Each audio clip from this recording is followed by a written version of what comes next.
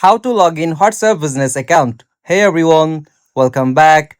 In this video, I will show you how to log into your WhatsApp business account on your phone. So let's get started.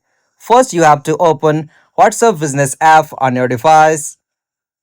If it's not installed yet, go to the App Store or Play Store, search for the WhatsApp business and install that. Once you open WhatsApp, you'll have to tap on agree and continue.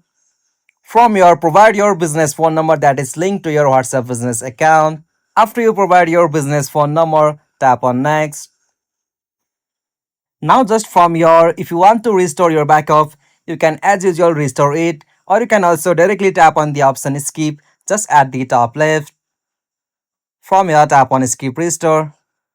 Alright, from this section, I am directly logged into my WhatsApp account. Like I have already logged into my WhatsApp business account on my phone, so there is no any 6-digit verification code required to be logged in. Like you'll have to just enter that 6-digit verification code that you will receive on that business phone number, and after you enter that, you'll be easily redirect to this interface from here. And from this section, provide your business name.